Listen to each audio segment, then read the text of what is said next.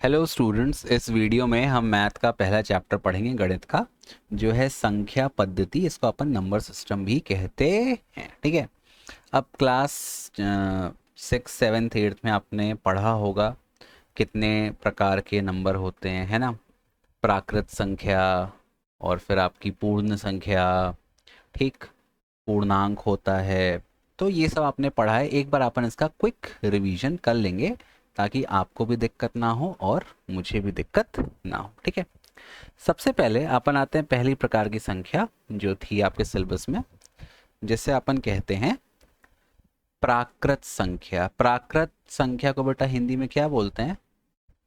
इसको बोलते हैं नेचुरल नंबर। ठीक है।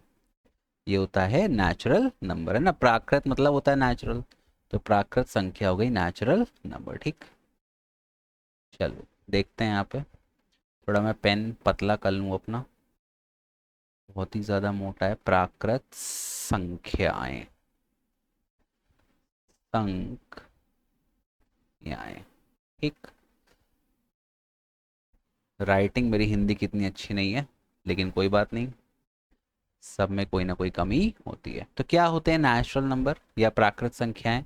सिंपल है, 1, 2, 3, 4 से लेके अनगिनत, इन्फिनिटी जिसको अपन बोलते हैं असंख्य, ये होती हैं नेचुरल नंबर। ठीक। दूसरा आपका आता है पूर्ण, पूर्ण नंबर या पूर्ण संख्याएं। पूर्ण संख्याएं, संख्याएं। अब पूर्ण में सारी प्राकृत संख्याएं आती हैं और एक और आपका अंक आ जाता है जो है शून्य। तो शून्य, 1, 2, 3, 4, 5 डैश डैश डैश असंख्य या इन्फिनिटी। ये इन्फिनिटी का सिंबल है, मतलब जहां तक आप गिन सको वहां तक जाती हैं। तो अब देख लो, सारी प्राकृत संख्याएं पूर्ण संख्याएं हैं। जितनी भी प्राकृत हैं वो सब पूर्ण में आ रही हैं, लेकिन सारी पूर्ण संख्याएं प्राकृत संख्याएं नहीं है। All natural number are whole number, but all whole number are not natural number. ठीक। नेक्स्ट जो अपन पढ़ेंगे थर्ड, वो है इंटीजर। इंटीजर को अपन हिंदी में क्या बोलते हैं? पूर्णांक। थोड़ा मेरे को हिंदी में हाँ, पूर्णांक शायद मैंने सही लिखा है। का बिंदी कहाँ पे आ गई है ना, यहाँ पे बिंदी आई। पूर्णांक, इसको अपन इंटीजर कहते हैं इंग्लिश में। और किससे इसको अपन लिखते हैं? जेड। ठीक है। अब पूर्णांक क्या होते हैं? सिंपल मैं एग्जांपल बता दे रहा हूँ। आपने लिख दिया -5, -4, -3, -2, -1, 0, फिर +1, +2, +3, +4। इधर भी डैश डैश डैश, मतलब यहाँ भी आप कहाँ तक जाओगे? माइनस इन्फिनिटी तक या माइनस असंख्य तक। और यहाँ भी डैश डैश डैश, यहाँ का आप कहाँ तक जाओगे? प्लस असंख्य तक, मतलब गिनते जाओ। ठीक है। अच्छा, इसको z से क्यों रिप्रेजेंट करते हैं? z एक जर्मन शब्द था और जर्मनी में z का मतलब था जहलीन। जहलीन। ठीक है। इस तो जर्मन शब्द से लिया गया है। अब मेन बात आती है कि भाई जहलीन का अर्थ क्या है। जहलीन का अर्थ होता है जर्मनी में गिनना। तो भाई आप गिनती करोगे तो कैसे गिनोगे? 1, 2, 3, 4, 5, 6, 7, 8, 9, 10 ऐसे गिनोगे ना, या फिर उल्टा गिनोगे? -1, -2, -3, -4 ऐसे गिनते आओगे। तो इसलिए पूरे नंबर माइनस वाले आपके और प्लस वाले आते हैं पूर्णांक में। ठीक। अब उसके आगे बढ़ते हैं अपन। अब नेक्स्ट जो सबसे इंपॉर्टेंट टॉपिक है आपकी किताब का, वो है परिमेय संख्या। परिमेय संख्या, अपरिमेय संख्या और वास्तविक संख्या। वास्तविक क्या होता है? Real number. रियल नंबर के दो प्रकार हैं, एक होता है परिमेय, एक होता है अपरिमेय। परिमेय को बोलते हैं रैशनल नंबर, अपरिमेय को बोलते हैं इररैशनल नंबर। ठीक है, चलो देखते हैं। तो जो चौथा प्रकार अपने को पढ़ना है बेटा यहाँ पे, एक मिनट, हाँ, जो चौथा प्रकार अपने को पढ़ना है वो है रैशनल नंबर, दैट इज परिमेय। ठीक। Rational number. अब क्या होता है परिमेय या रैशनल नंबर? कोई भी संख्या जिसको अपन p अपॉन q के रूप में लिख सकें उसको अपन बोलते हैं रैशनल नंबर। यहां पर p और q, ये जो p और q है ये क्या होते हैं?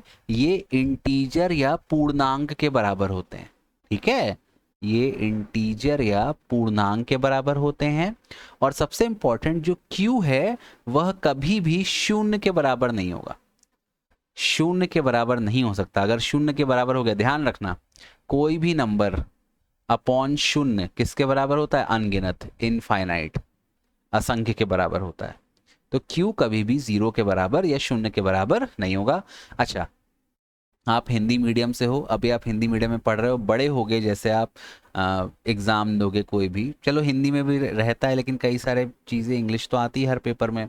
जितने भी डिबेट होंगे आपके, एक्सटेम्पोर होंगे, सब इंग्लिश में होंगे। इंटरव्यूज़ आपके इंग्लिश में होंगे। इंटरनेट की पूरी भाषा इंग्लिश में है। तो वही मैं कह रहा हूँ, मैं बीच बीच में कुछ इंग्लिश बोलूँगा तो आप वो सीखते जाओ, नोट करते आओ। क्योंकि हिंदी ऑल्दो हमारी राष्ट्रभाषा है लेकिन हिंदी आपको आगे अच्छी नौकरी नहीं दिला सकती। इंग्लिश का नॉलेज बहुत ज़रूरी है। So please try to catch up the things I am saying in Hindi as well as English. English में भी आप थोड़ा उसको सीखते हो। ठीक है, ये इंटीजर पूर्णांक है और प्राकृत संख्या मतलब नेचुरल नंबर, ये सब आप सीखते जाओ। ठीक, अब आगे बढ़ते हैं। अब ये जो आपके रैशनल नंबर हैं, इसका जो समूह है इसको अपन किससे डिनोट करते हैं? इसको अपन डिनोट मतलब किससे लिखते हैं ना, डिनोट करना, इसको अपन क्यू से लिखते हैं, क्यू। ठीक, प्रकट किया जाता है। ठीक, अच्छा, अब ये जो क्यू वर्ड है ये मैथ में कहाँ से लिया गया है? ये मैथ में लिया गया है कोशंट से। कोशंट वर्ड है, वहां से लिया गया है, पहला अक्षर उसका क्यू उठा लिया गया है। ठीक है, अब ये जो रैशनल शब्द है, जैसे इंग्लिश में परिमेय को रैशनल बोलते हैं, रैशनल नंबर, तो रैशनल शब्द जो है अंग्रेजी में रेशियो से उठाया गया है। रेशियो शब्द से, रेशियो पढ़ा है ना आपने से, 2:3। ये क्या होता है? 2/3। 3:2, ये क्या होता है? 3/2। तो ये मतलब ये जनरल नॉलेज की चीज़ें हैं। ये सब आपसे कभी कभी इंटरव्यू में पूछ लेता है। जैसे आपने एमएससी किया, आप कहीं गए टीचर का एग्ज़ाम देने, इंटरव्यू हुआ आपका, तो ये छोटी छोटी चीज़ें पूछता है। बहुत बड़ा आपको सवाल नहीं देगा हल करने को कि triple logarithm of x y z करो, ये सब नहीं करता है कि इंटीग्रेशन करो, डिफरेंशिएशन करो, पार्शियल इंटीग्रेशन, डिफरेंशिएशन, वो सब नहीं पूछता। बहुत छोटी छोटी चीज़ें पूछता है आपसे कि वो क्या जानना चाहता है कि आपका प्रेजेंस ऑफ माइंड कितना था जब आपको पढ़ाया जा रहा था स्कूल या क्लास में। ठीक है, तो इस प्रकार से आप कर सकते हो। चलो अब अपन आगे बढ़ते हैं। ठीक, अच्छा, एक सबसे इंपॉर्टेंट पॉइंट जो मैं आपको यहाँ बता दूं, और ये सवाल पेपर में कई बार आया है कि किन्हीं दो परिमेय संख्या मतलब किन्हीं दो रैशनल नंबर के बीच हमें कितने सारे रैशनल नंबर या परिमेय संख्या मिल सकती है। जैसे मैंने कहा, एक है, एक परिमेय है, और दो है। एक और दो के बीच आपको कितनी परिमेय संख्याएं मिल सकती हैं? अब कई बच्चे इसमें गिनना चालू कर देते हैं, जैसे 1.1 हो सकता है, 1.2 हो सकता है, 1.3, ऐसे 1.4, लेकिन 1.12 भी हो सकता है, 1.21 भी हो सकता है, 1.123 भी हो सकता है। तो अगर आप ऐसे नंबर्स का कॉम्बिनेशन बनाते जाओगे तो कितनी संख्याएं आपको मिलेंगी? असंख्य, अनगिनत, है ना। तो इसीलिए ध्यान रखिए, किन्हीं भी दो परिमेय संख्याओं के बीच कितने परिमेय संख्याएं होती हैं?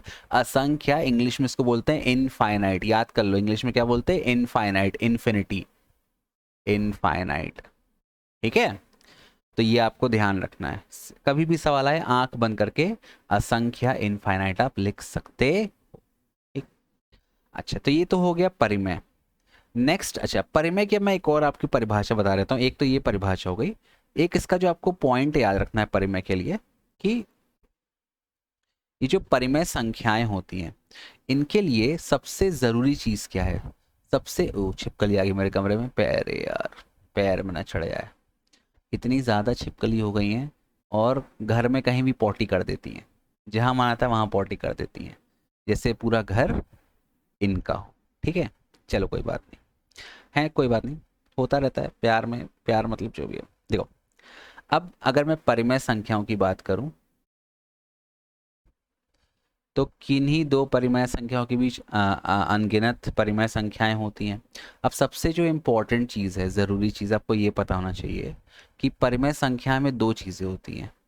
आपने पढ़ा होगा या छोटी क्लास से या नहीं पढ़ा होगा, एक शब्द होता है टर्मिनेटिंग। टर्मिनेटिंग मतलब जिसका बिंदु या डेसिमल जिसको अपन कहते हैं डिवाइड करने पे ख़त्म हो जाए। जैसे मैंने कहा सपोज एक नंबर है मेरे पास 5/2, 5 का मैंने 2 से भाग किया तो कितना आएगा इसको भाग करने पर 2.5।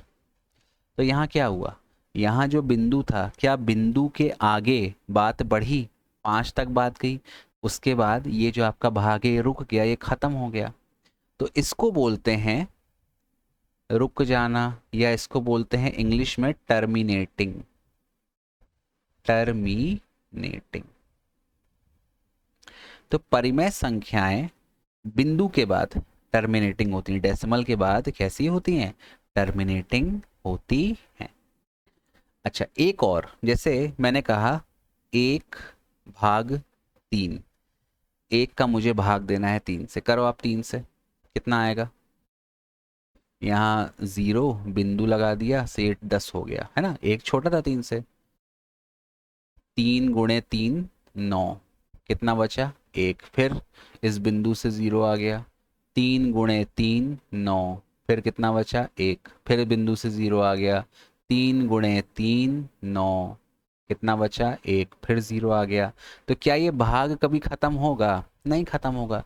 तो इसका कोई बोले कि इसका उत्तर कितना आएगा दशमलव में, अगर मैं इसको दशमलव में लिख रहा हूँ तो कितना उत्तर आएगा, तो 1/3 कितना हो जाएगा 0.3333 चलता आएगा, और ये कहाँ तक जाएगा, असंख्य तक जाएगा। इसका एक और लिखने का तरीका क्या है, 0.3 ऊपर ये एक लाइन खींचते हैं, इस लाइन को अंग्रेजी में कहते हैं बार। जैसे बोकरी का बार होता है वैसे ये बार होता है, ये बार ये दिखा रहा है कि ये चलता जाएगा, कभी भी रुकेगा नहीं। जैसे पुष्पा झुकेगा नहीं, तो ये 3 बार रुकेगा नहीं। तो या तो रुक जाए दशमलव के बाद भाग आपका रुक जाए तो वो परिमेय संख्या है, या तो रिपीट, देखो क्या हो रहा है बार बार 3 आ रहा है ना, बार बार 3 मतलब ये क्या हो रहा है, रिपीट हो रहा है। रिपीट समझते हो ना। अब रिपीट को हिंदी में क्या बोलते हैं ये आप मुझे कमेंट सेक्शन में लिख के बताइएगा, ठीक है। रिपीट मतलब बार बार उत्पत्ति हो उसकी, ऐसा कुछ है ना, रिपीट हो रहा है। और देखो क्या ये खत्म हो रहा है भाग, ये टर्मिनेट नहीं हो रहा। खत्म होना मतलब टर्मिनेट होना, ये टर्मिनेट नहीं हो रहा है।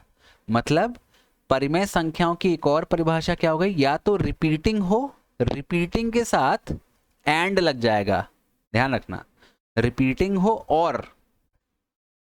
और नॉन टर्मिनेटिंग, ना खत्म होने वाला, मतलब ये भाग चलता ही जाएगा। तो ये परिभाषा है, सॉरी किसकी परिभाषा है, ये परिमेय संख्या में रैशनल नंबर की। सबसे पहले किस फॉर्म में रिप्रेजेंट करें अपन, p/q के फॉर्म में, जहां p और q इंटीजर हैं। अब इंटीजर क्या है वो भी आप मुझे कमेंट सेक्शन में हिंदी में लिख के बताना। उसके बाद q की वैल्यू कभी 0 के बराबर नहीं होगी। उसके बाद दो प्रकार के होते हैं, एक जिनमें ये भाग खत्म हो जाता है बिंदु के बाद, आगे बात नहीं बढ़ती है, मतलब शादी की बात चली और फिर रुक गई, या फिर शादी हो गई मान लो, है ना, जैसे दूसरे लोग की हो जाती है, तो ये टर्मिनेटिंग है। अब जैसे मेरी शादी है, रोज रिश्ते आते हैं 2-3, रोज बात होती है लेकिन बात बनती नहीं है, तो चलते जा रहा है, चलते ही जाएगा, मतलब मेरी शादी होनी नहीं है कहने का मतलब, है ना। तो ये होता है रिपीटिंग और नॉन टर्मिनेटिंग। टर्मिनेटिंग मतलब जो खत्म हो जाए, नॉन टर्मिनेटिंग जहां भी वर्ड नॉन लगता है, सुन लो हिंदी वालों, जहां भी वर्ड नॉन लगता है मतलब वो खत्म नहीं होगा। तो ये होती हैं परिमेय संख्याएं। अब दूसरा होता है अपरिमेय। अपरिमेय, इसको इंग्लिश में क्या बोलते हैं, इसको इंग्लिश में बोलते हैं इररेशनल नंबर। Irrational number. तो इररेशनल नंबर की जो परिभाषा क्या है, इसको अपन p/q के फॉर्म में एक्सप्रेस या डिनोट या लिख नहीं सकते। They can not be expressed in the form of P by Q. अब इसका आप हिंदी संवाद कर लेना, अपन इसको पी बाई क्यू के फॉर्म में लिख नहीं सकते। दूसरी चीज सबसे इंपॉर्टेंट, ये रिपीट नहीं होती है, मतलब नॉन रिपीटिंग है।